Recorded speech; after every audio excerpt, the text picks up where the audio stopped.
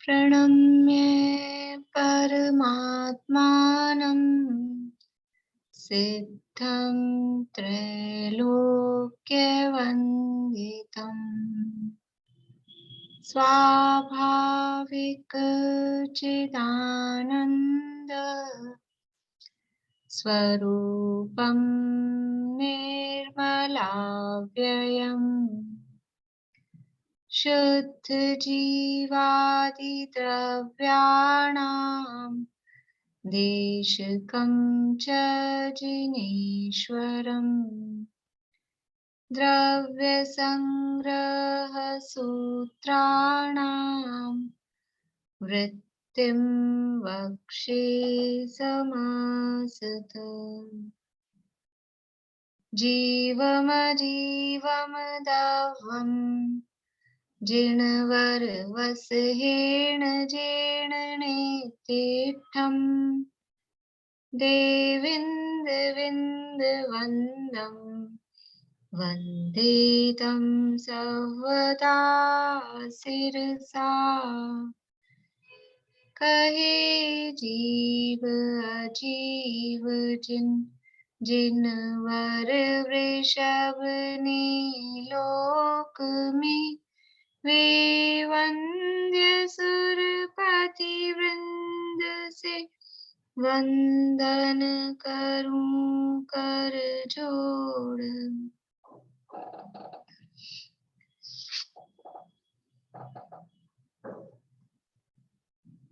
गाते हैं तो पाठ करते समय भाव अर्थ ख्याल में, अर्थ मतलब भले एक एक शब्द का न सही, लेकिन उस गाथा में क्या चल रहा है ये ख्याल में आता है कि नहीं आता है। पाठ करते समय ये जरूर ख्याल में लें। अभी ये बाद वाली गाथा है, अभी अब किसमें सम्यक दर्शन का वर्णन है, किसमें सम्यक ज्ञान का वर्णन है। अब मैं मंडे को हेडिंग से पूछूंगी, बहुत दिनों से हेडिंग से नहीं सुनी है, तो मुझे याद भी दिला देना कहीं मैं भूल जाऊं तो। हेडिंग से पूछूंगी गाथा, है ना, बहुत दिन हो गए। चलिए 35वीं गाथा लगभग आज पूरी देखते हैं, हो जानी चाहिए। पाठ करते हैं 35वीं गाथा का। वद समिति बुद्धियो धम्मानुपेहा परिसहजोय चारित्तं बहुभेया नायवा भाव संवर विशेषा।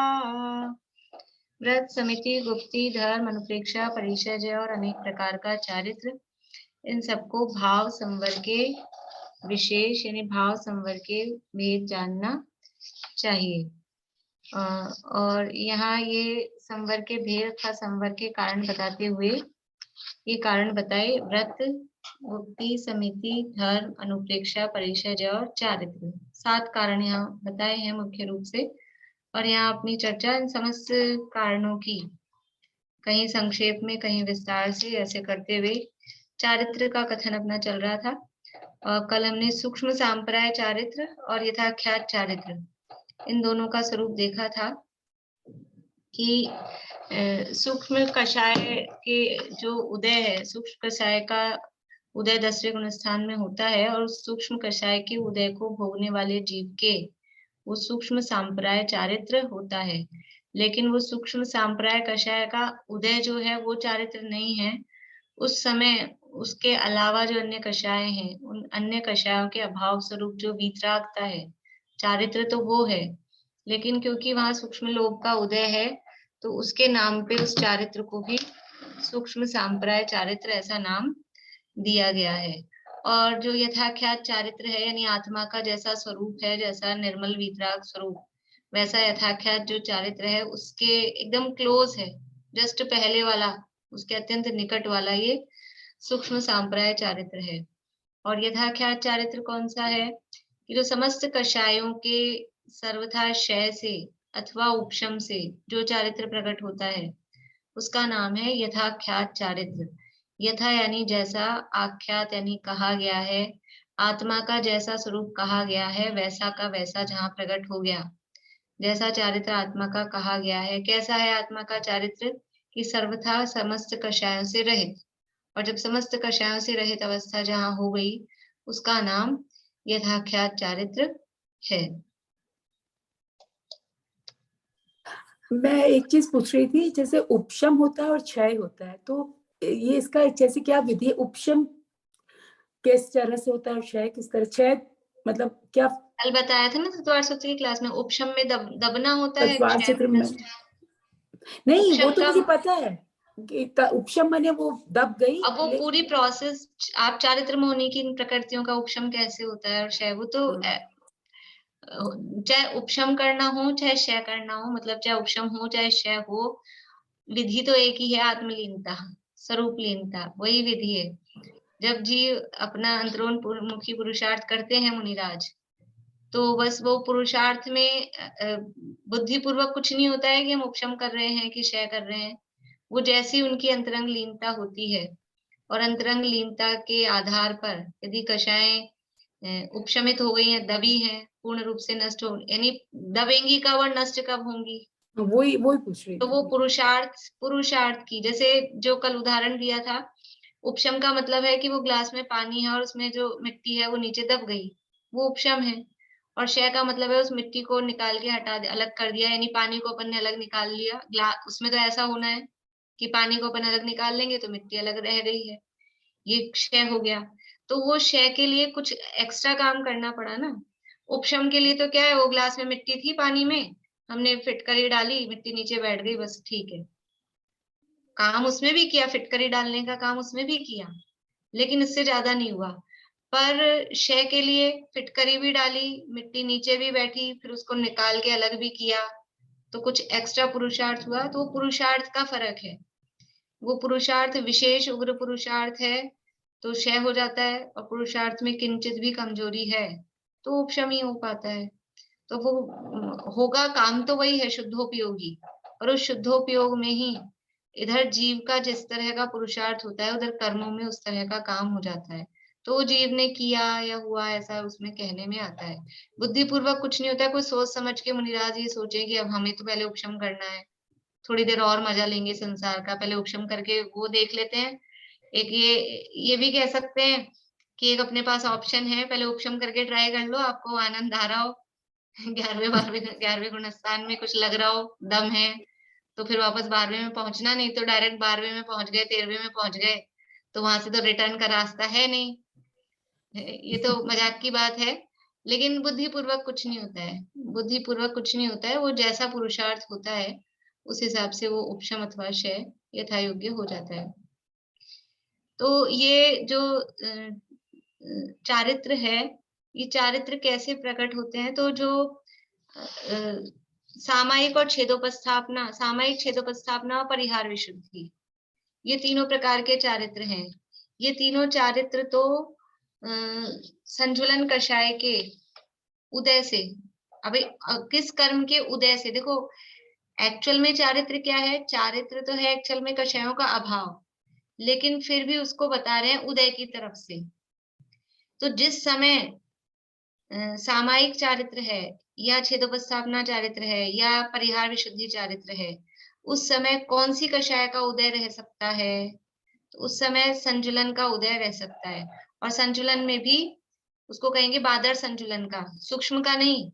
सूक्ष्म संचलन का उदय होगा तो सूक्ष्म संप्राय चारित्र हो जाएगा, तो उस समय बादर संचलन कषाय का उदय है, सामायिक में भी, छेदोपस्थापना में भी, और परिहार विशुद्धि में भी बादर संचलन का उदय है। मतलब अनंतानुबंधी का या प्रत्याख्यान का इनका अभाव है।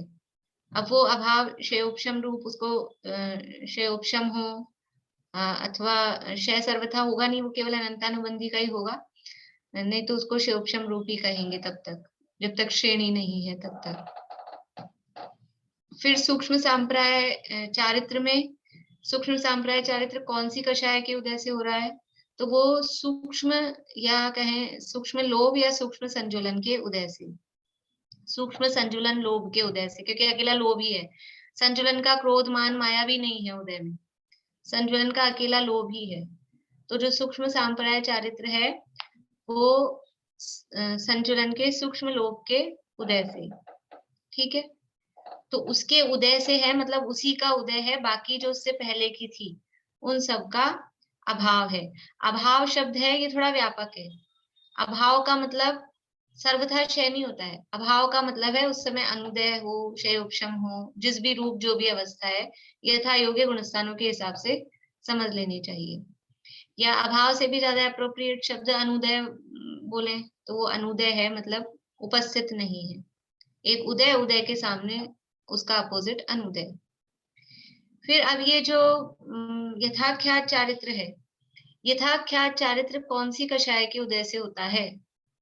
इन 4 चारित्र में तो अपन ने कषाय का उदय बताया, लेकिन यथाख्यात चारित्र वो किसी कषाय के उदय से नहीं है, संपूर्ण कषायों के क्षय से अथवा उपशम से। क्योंकि यथाख्यात चारित्र 11वें, 12वें, 13वें, 14वें चारों गुणस्थानों में है। तो जो 11वां गुणस्थान है, 11वें गुणस्थान में जो यथाख्यात चारित्र है वो मोहनीय कर्म के संपूर्णतः उपशम से है।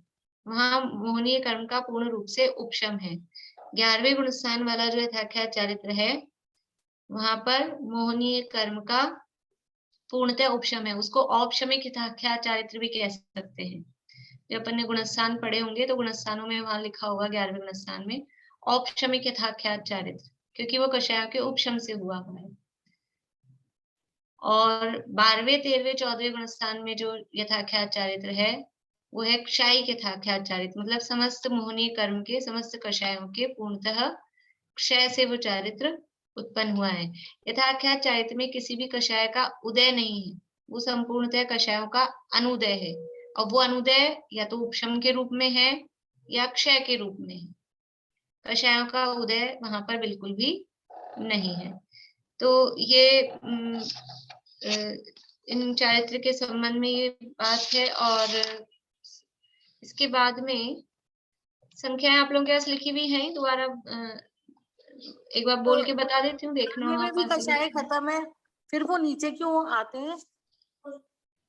11वें गुणस्थान में हाँ, वापिस से आ जाते हैं ना, उपशम करते हैं। खत्म नहीं हुई ना, उपशम हुई है ना, बेहोश किया है, बेहोश किया हुआ शत्रु को बेहोश कर देंगे। वो कहानी आपको पता होगी अभिमन्यु की। चक्रव्यूह में प्रवेश किया, लेकिन वो सबको बेहोश करता हुआ घुसा अंदर। फिर क्या हुआ कि फिर खुद ही मारा गया। तो शत्रुओं को बेहोश करने से काम नहीं चलता है, शत्रुओं का नाश करना चाहिए। उपशम का मतलब है बेहोश किया हुआ है, नाश नहीं किया है। इसलिए वो वापस उदय में आ जाती हैं, तो उदय में आ जाती है तो नीचे गिरते हैं।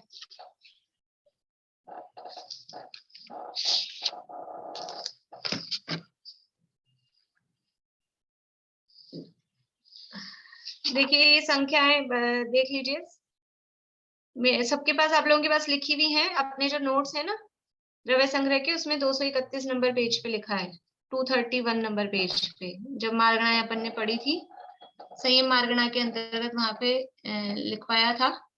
तो आपके नोट्स में, जिन जिन के भी पास में नोट्स है वहां पर होगा उनके पास में। तो सामायिक और छेदोपस्थापना संयमी कौन कौन से गुणस्थान में होते हैं? 6ठे, 7वें, 8वें और 9वें। तो 6ठे गुणस्थानवर्ती जीवों की संख्या होती है 5,93,98,206। 6ठे गुणस्थानवर्ती मुनिराजों की संख्या है सामायिक और छेदोपस्थापना संबंधी 5,93,98,206। ये 6ठे गुणस्थानवर्ती।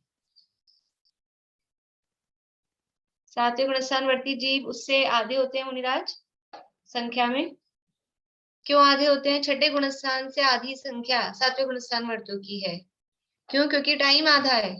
6ठे गुणस्थान से आधा टाइम 7वें गुणस्थान का है, इसलिए वहां मुनिराजों की संख्या भी आधी है। 2,96,99,103। 8वें गुणस्थानवर्ती मुनिराज होते हैं 897। और 9वें गुणस्थानवर्ती मुनिराज भी होते हैं 897। और ये टोटल करेंगे तो सामायिक और छेदोपस्थापना जो संयम चारित्र है, उन सब मुनिराजों की टोटल संख्या है 8,90,99,103।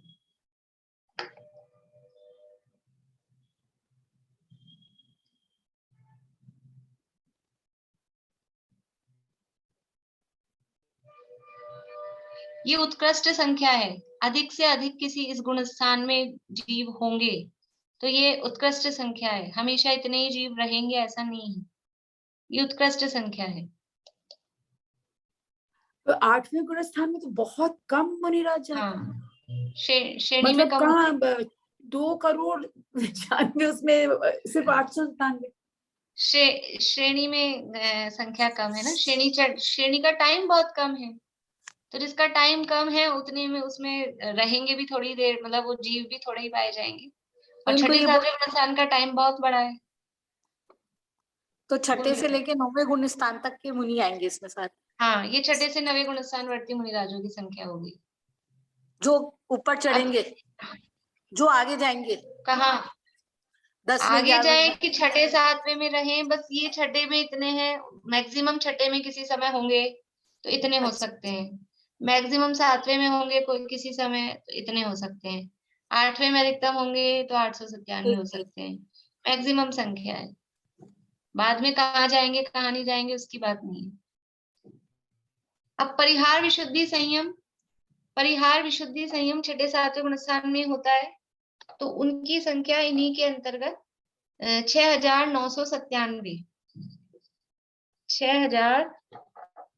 6997 ये परिहार विशुद्धि संयमियों की संख्या है। छठे सातवें गुणस्थान वर्ती जो मुनिराज परिहार विशुद्धि संयमी है, जो परिहार विशुद्धि संयमी होंगे, परिहार विशुद्धि चारित्र के धारी होंगे, उनके सामयिक और छेदोपस्थापना चारित्र होगा कि नहीं होगा? होगा। तो ये जो 6997 है वो इनमें आएंगे कि नहीं आएंगे? इनमें शामिल हैं, पर ये अलग से। अगर मैक्सिमम कोई मुनिराज छठे सातवें गुणस्थान वर्ती अगर उनके परिहार विशुद्धि संयम भी हो तो एक समय में एक साथ मैक्सिमम 6997 मुनिराज परिहार विशुद्धि संयम के धारी हो सकते हैं। यानी अपने को ऐसा लगता है, मतलब इन संख्याओं से क्या लगता है कौन होंगे मुनिराज, कहाँ होंगे मुनिराज, कोई नहीं होगा, कोई नहीं होता है। अगर अपने को ऐसा लगता है तो इतने इतने हैं, हो सकते हैं इतने सारे परिहार विशुद्धिधारी 6997 ये जीवों को प्राप्त होता है, हो सकता है, अभी भी हो रहा है। यहाँ नहीं हो रहा है उसकी बात अलग है, पर कहीं तो हो रहा है। तो और एक तरफ से देखा जाए तो दुर्लभता भी लगती है कि कहाँ अनंत अनंत जीव, और अनंत जीवों में से 8वें गुण स्थान में कितने हैं कि केवल 897 इतने से। तो ये दुर्लभता भी ख्याल में आती है कि जो उत्कृष्ट श्रेणी योग्य विशुद्ध परिणाम है कितने से जीवों, अनंत में से 897 कितना है। पॉइंट पॉइंट पॉइंट पॉइंट लगाते जाओ ना, उसके बाद भी लिखो तो भी समझ नहीं आएगा परसेंटेज कहीं। बोलिए भारती आंटी। ये तो परिहार विशुद्धि ये छठे गुण स्थान में उसके आधे पर 7वें में होगी कि दोनों में बराबर? हाँ, नहीं इसके हाफ। आधे नहीं परिहार विशुद्धि टोटल, परिहार विशुद्धि छठे में अलग और सातवें में अलग ऐसे नहीं होती। परिहार अच्छा, विशुद्धि तो छठे सातवें वाले ही कहे दोनों जाएंगे। में। हाँ। दोनों दोनों मतलब जो मुनिराज छठे वाले हैं वो सातवें में आएंगे ही ना, वो छठे सातवें वाले ही कहे जाते हैं। ये इसका टाइम पीरियड कि कितने टाइम में इतने होते हैं? नहीं, ऐसा टाइम नहीं है। एक बार अगर अभी अभी का समय अपन लें तो अधिकतम इतने हो सकते हैं। ऐसा नहीं है कि इतने दिनों में इतने। हो सकते। हाँ, एक समय में इससे ज्यादा नहीं हो सकते। अब सूक्ष्म सांप्राय संयमी, सूक्ष्म सांप्राय संयमी होंगे 897, उनकी संख्या है 897, 897। ये मिटा दूं ये वाला।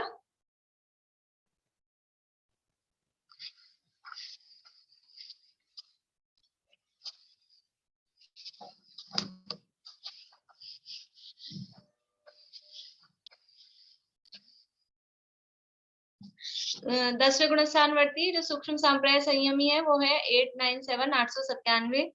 यथाख्यात संयम के कितने गुणस्थान है? यथाख्यात चारित्र के 4 गुणस्थान है। तो 11वें गुणस्थान में जीवों की संख्या है 299। उपशम श्रेणी में जीवों की संख्या कम है, शपक श्रेणी में जीवों की संख्या ज्यादा है। 11वें में 299 है, 12वें में 598। इसमें भी संख्याएं दो तरह से मिलती हैं, दो ग्रंथों के आधार पे, लेकिन यही वाली चलती है। वो जो 3 कम 9 करोड़ की जो गिनती आती है ना, उसमें यही वाली जोड़ी जाती है, इसलिए ये संख्या अपन लिख रहे हैं। नहीं तो कहीं 301 और 600 इस तरह की भी संख्या आती है, दूसरे दो मत मिलते हैं मतलब इसमें। ये 11वें हुए, ये 12वें हुए। 13वें गुणस्थानवर्ती जो अरहंत परमात्मा है, उनकी उत्कृष्ट संख्या 8,98,502। 8,98,502 अरहंत परमात्मा। 8,98,502 कितने अरहंत परमात्मा है अभी, अगर उत्कृष्ट रूप में अपन माने तो, कि 20 ही तो है, 20 ही तो है। 8,98,502 कैसे लिखा रहे हैं? ये 20 तो तीर्थंकर हैं, तीर्थंकर के अलावा सामान्य अरहंत परमात्मा, वो सब मिला के 8,98,502 13वें गुणस्थानवर्ती जीव एक समय में इतने हो सकते हैं। 14वें गुणस्थान में 598। 14वें गुणस्थान का टाइम कितना कम है? पंच लघु अक्षर प्रमाण, उसमें उत्कृष्ट रूप से एक साथ 598 600 जीव लगभग एक साथ 14वें गुणस्थान में हो सकते हैं।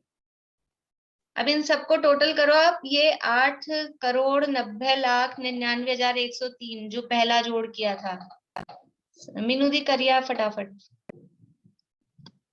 सामायिक और छेदोपस्थापना वाला, पर्याय विशुद्धि को नहीं जोड़ना है इसमें, और फिर सूक्ष्म सांप्राय, और फिर ये सारे, इन सबको प्लस करिए। 3 कम 9 करोड़ आ रहा है क्या? यानी 8,99,99,997।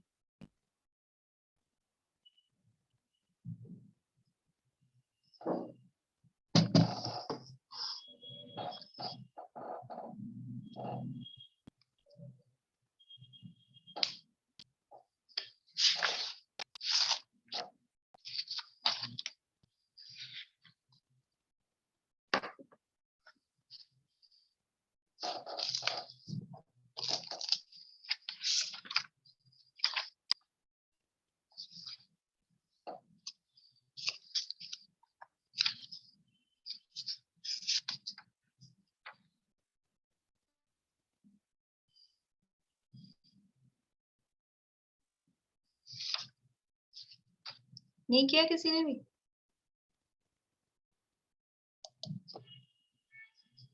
मेरा प्रश्न है, मैंने किया नहीं है। नहीं किया? मैंने किया नहीं, मेरा प्रश्न है एक। अच्छा सॉरी, वो म्यूट हो गया। हो गया, इतना सही है। हो गया? हो गया ना? हाँ जी, हाँ जी, हो गया। ठीक ठीक है, एक मिनट प्रमिला जी। तो ये जो अपन बोलते हैं ना 3 कम मुनिराजों की जय हो, तो 3 कम 9 करोड़ मुनिराज मतलब 8,99,99,997 इतने मुनिराज इस 3 कम 9 करोड़ में छठे गुणस्थान से लेके 14वें गुणस्थान तक के समस्त उसका सबको मुनिराज के अंतर्गत लेते हैं। अरहंत भगवान को भी गुरु बोलते हैं ना, परम गुरु हो। तो 3 कम 9 करोड़ में ये संख्या पूरी आती है, जिनको हम जयकारा लगाते हैं, उनको नमस्कार करते हैं, वो ये संख्या उत्कृष्ट संख्या होती है। एक समय में इतने मुनिराज अधिकतम हो सकते हैं। बोलिए प्रवीण। ये यथाख्यात चारित्र सिद्ध भगवान को भी यथाख्यात चारित्र होएगा? हाँ, वो परम यथाख्यात कहते हैं, यथाख्यात। और एक परिहार विशुद्धि में किसी का नाम आता है क्या? बताया था ना आपको, जैसे तीर्थंकरों का तो है ही, और ऐसे अभी ध्यान नहीं है पुराणों में, पर पुराणों में मिलता है, पर अभी ध्यान नहीं आ रहा कि किन्हीं किन्हीं को होता है। फिर वो इसी तरह से कभी विहार वर्षा काल में आ जाते हैं, जिनको परिहार विशुद्धि संयम है। वर्षा काल में गमन का निषेध नहीं है, तो वर्षा काल में भी आ सकते हैं जैसे। चलिए अब अपने ये जो इसमें जो बचा है द्रव्य यहाँ अपनी पुस्तक में ये पढ़ लेते हैं। पेज नंबर है अपना 169, 169 नंबर पेज। बोलिए चमेली आंटी। इसमें जैसे कुल टोटल कितना आएगा? अपन ने दोनों को किया, ऊपर वालों को नीचे वालों को, तो तो करना था ना, आपने किया क्यों नहीं? करके तो नहीं मैंने किया, आप लोगों से पूछा था कितना आएगा। नहीं किया तो है लेकिन मेरा वो बैठ नहीं पा रहा, सही नहीं हुआ, इसलिए किया तो है मैंने। 8,99,997। एक सेकंड, 3 8 कम करोड़ 9 करोड़, 9 करोड़ में 3 कम, 8 अच्छा, करोड़ 99,99,997। 8 करोड़ 99,99,997, ये आएगा टोटल। तो ये इसमें देखिए, परिहार विशुद्धि वाले किस किससे किस को मिलेंगे? टोटल करना है, किस किस परिहार विशुद्धि वालों को नहीं जोड़ना है, बाकी सबको जोड़ना है। बाकी जो भी लिखा है वो सब जोड़ना है, परिहार विशुद्धि नहीं जोड़ना है, क्योंकि परिहार विशुद्धि छठे सातवें वालों में वो गर्भित है उसमें। ठीक है, अब कर लीजिएगा, बाद में जिनका नहीं बैठा है वो बाद ठीक में कर है। लें।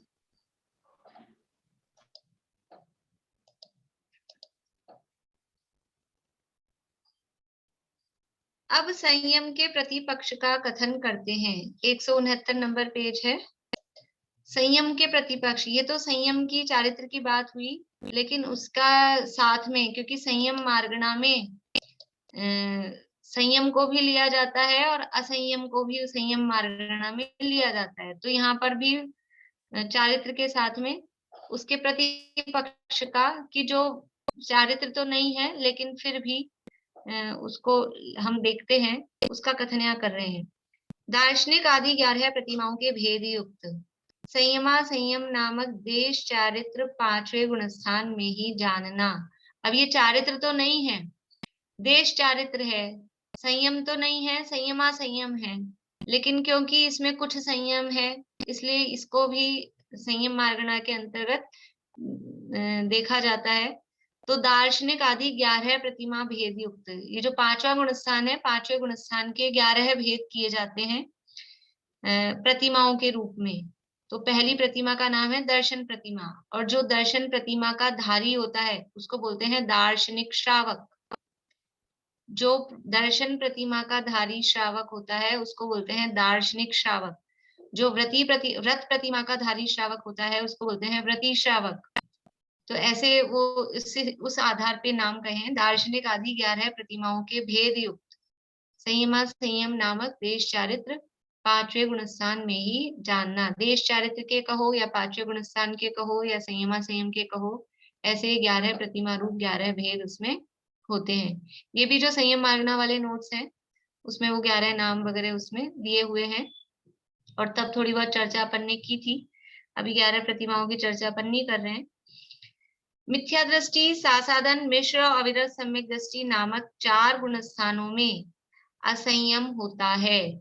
बात तो हो गई संयम की, उसके बाद में संयमा संयम की भी। अब असंयम जो शब्द है उसमें भी संयम तो आ ही रहा है ना किसी रूप में, इसलिए असंयम भी बता रहे हैं, क्योंकि सारे गुणस्थान कवर हो गए। 6 से 14 तो चारित्र में या संयम में कवर हो गए, 5वां गुणस्थान को संयमा संयम में ले लिया। अब बचा है 1 से 4 गुणस्थान।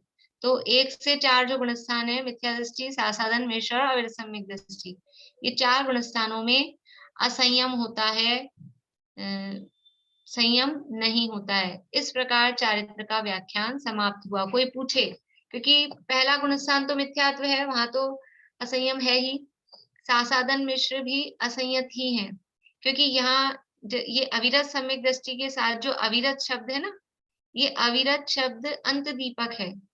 अंत दीपक है इसका मतलब क्या, कि इससे पहले के तीनों गुणस्थान भी अविरत हैं, इससे पहले के तीनों गुणस्थानों में भी असंयम है।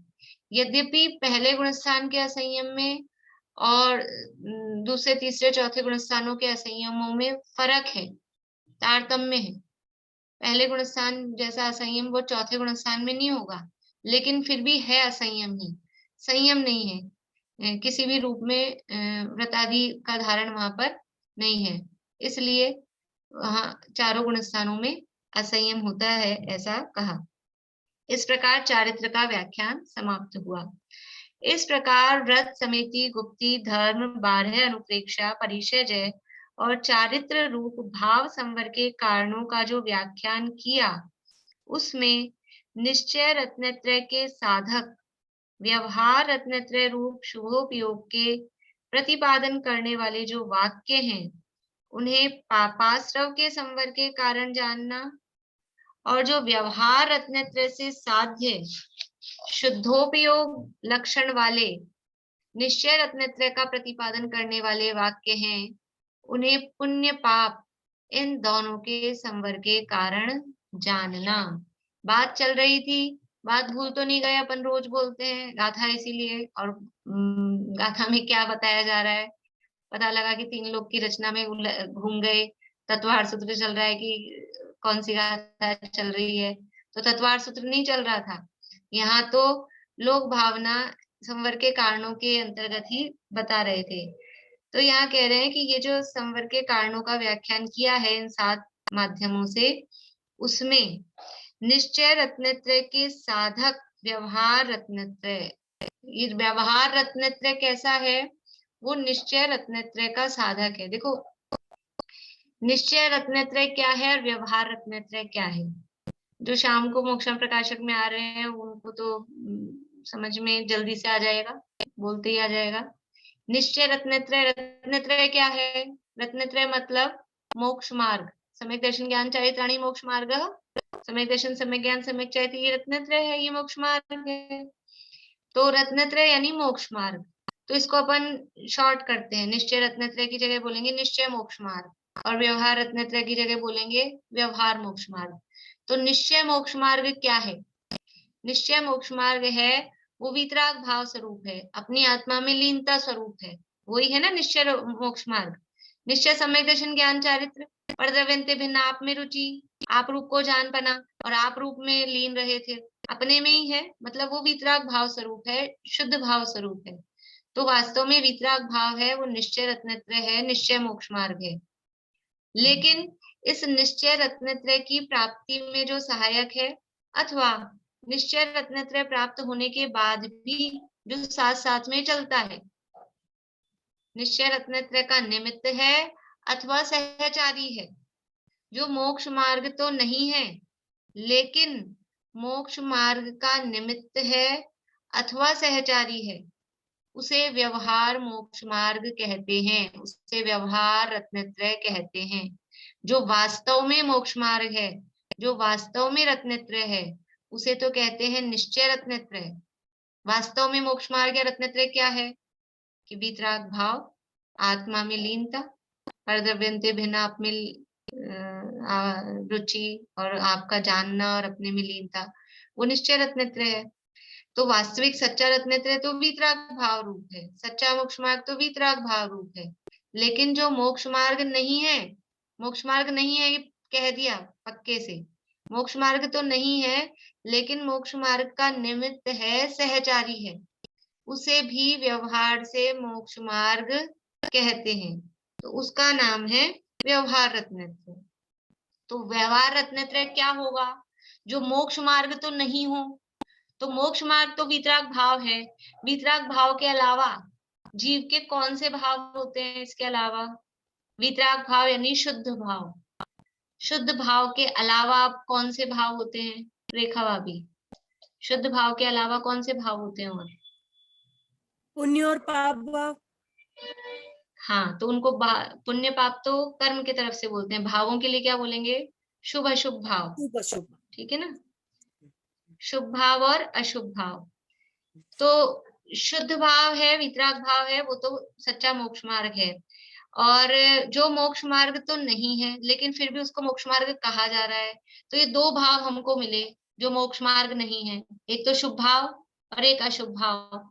तो अब इनमें से किसको अपन कह सकते हैं मोक्ष मार्ग, शुभ भाव है और अशुभ भाव है, शुभ भाव है और अशुभ भाव है, किसको मोक्ष मार्ग कह सकते हैं? अशुभ भाव को तो बिल्कुल भी नहीं कह सकते, शुभ भाव को किसी अपेक्षा से मोक्ष मार्ग कह सकते हैं। कब कहेंगे, हर किसी शुभ भाव को उठा के मोक्ष मार्ग नहीं कहेंगे, जो मोक्ष मार्ग का निमित्त होगा या मोक्ष मार्ग में जो शुभ भाव साथ में चल रहा है, उस शुभ भाव को व्यवहार से मोक्ष मार्ग कहते हैं। मोक्ष मार्ग तो है शुद्ध भाव रूप, वीतराग भाव रूप, वो तो है निश्चय मोक्ष मार्ग, सच्चा मोक्ष मार्ग, लेकिन तो नहीं है, लेकिन फिर भी किसी कारण से उसको मोक्ष मार्ग कह दिया, क्यों कह दिया? क्योंकि वो मोक्ष मार्ग में सहायता करता है, निमित्त होता है, या फिर मोक्ष मार्ग जब है ना तब वो साथ चलता है। जैसे कि एक कषाय चौकड़ी के अभाव रूप मोक्ष मार्ग प्रकट लो अपन मुनिराज को। मुनिराज हैं, मुनिराज मोक्ष मार्ग में लग रहे हैं, मोक्ष मार्ग में चल रहे हैं, तो वो मुनिराज क्या हर समय उनको शुद्ध भाव ही होता है? क्या हर समय वीतराग भाव ही होता है? हर समय नहीं होता है। तो वो उस वीतराग भाव के साथ में उनको गुप्तियों का, समितियों का, महाव्रतों के पालन का, इस तरह का काम, इस तरह के भाव वो आते कि नहीं? उपदेश देने का भाव, शास्त्र लिखने का भाव, ये भाव आता है कि नहीं आता है? ये भाव शुभ भाव है कि शुद्ध भाव है? ये शास्त्र लिखने का, उपदेश देने का, दीक्षा देने का, प्रायश्चित देने का ये भाव आ रहा है, प्रायश्चित लेने का भाव आ रहा है, ये शुद्ध भाव है कि शुभ भाव है? मैंने चेंज कर दिया, शुद्ध भाव है कि शुभ भाव है? शुभ भाव है। तो ये शुभ भाव मोक्ष मार्ग में साथ चल रहा है। अभी अपन ने देखा छठे गुणस्थान से लेके 12वें गुणस्थान तक वो मोक्ष मार्ग है। वैसे चौथे से ही है, लेकिन अभी अपन चारित्र की तरफ से देख रहे हैं। तो छठे गुणस्थान से लेके 12वें गुणस्थान तक मोक्ष मार्ग है। उस मोक्ष मार्ग में अकेला शुद्ध ही शुद्ध भाव हो ऐसा नहीं है। शुद्ध भाव के साथ में शुभ भाव भी चलता है। तो ये जो शुभ भाव साथ चल रहा है, इस शुभ भाव को भी साथ चल रहा है, तो क्या कहेंगे इसको भी? ये इसको अलग से कहेंगे संसार मार्ग, इसको भी मोक्ष मार्ग कहते हैं। है तो नहीं, लेकिन फिर भी कहते हैं। बहुत सारे अपन दुनिया में ऐसा नाम लेते हैं ना, बहुत सारे वही उदाहरण, सहेली की मम्मी को मम्मी कहना, मामा की फ्रेंड को मामा कहना, ये जो अपने पुराने उदाहरण है, वो क्यों कह रहे हैं? वो है नहीं, एक्चुअल में नहीं है। धर्म का भाई होता है ना, धर्म का भाई मतलब ही क्या है कि सगा भाई नहीं है, सगा भाई नहीं है। तो वो जो उसके साथ कुछ लगा कहते हैं, उसको कहते हैं, साथ में होता है। तो जो मोक्ष मार्ग तो नहीं है, लेकिन मोक्ष मार्ग का निमित्त है और सहचारी है, उसे भी व्यवहार से मोक्ष मार्ग कहा जाता है। वो व्यवहार रत्नत्र है। तो अब यहाँ तो दिया है ना शब्द, बस इस लाइन को पूरा करके फिर बाकी का मंडे को ही करना पड़ेगा। उसमें निश्चय रत्नत्रय के साधक व्यवहार रत्नत्रय रूप शुभोपयोग, ये जो शब्द आया है ना, व्यवहार रत्नत्रय रूप शुभोपयोग, मतलब व्यवहार रत्नत्रय कैसा है? शुभोपयोग स्वरूप है। शुभ भाव, शुभोपयोग मतलब वो शुभ भाव रूप है। लेकिन वो शुभ भाव कैसा है? निश्चय रत्नत्रय का साधक है। वो निश्चय मोक्ष मार्ग में हमको सहायता पहुंचाता है, वहां तक पहुंचाता है, उसका निमित्त बनता है। तो निश्चय रत्नत्रय के साधक व्यवहार रत्नत्रय रूप शुभोपयोग के प्रतिपादन करने वाले जो वाक्य हैं, उन्हें पापाश्रव के संवर के कारण जानना। ये जो शुभोपयोग हो रहा है निश्चय मोक्ष मार्ग के साथ में, जो ये व्यवहार मोक्ष मार्ग है, शुभ भाव है, इस शुभ भाव से, शिमला हावी समझ में आ रहा है आपको?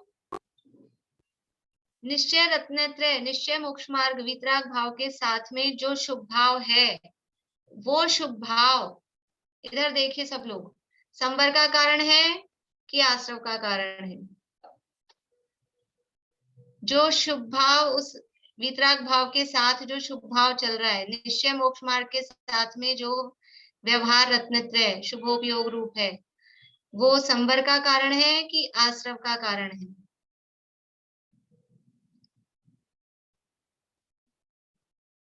कुछ एक दिखा रहे हैं, कुछ दो दिखा रहे हैं। वैसे दोनों के जवाब सही हैं। वास्तव में वो पाप के तो संवर का कारण है, पाप का तो बंध उससे नहीं हो रहा है, लेकिन पुण्य के आश्रव का कारण है, पुण्य का आश्रव हो रहा है। तो वो यहाँ क्या कह रहे हैं? उन्हें पापाश्रव के संवर के कारण जानना। पापाश्रव का तो संवर नहीं हो रहा है, नहीं, पाप का आश्रव तो नहीं हो रहा है, पाप का आश्रव तो रुक रहा है, लेकिन पुण्य का आश्रव उससे होता है। मतलब ये थोड़े अच्छे शब्दों में कह दिया, संवर शब्द में, क्योंकि संवर के कारण बता रहे हैं ना, इसलिए आश्रव शब्द नहीं लिखा। लेकिन अगर पापाश्रव के संवर का कारण है, इसका मतलब क्या है कि पुण्य का आश्रव उससे होता है, पूर्ण रूप से संवर का कारण नहीं है।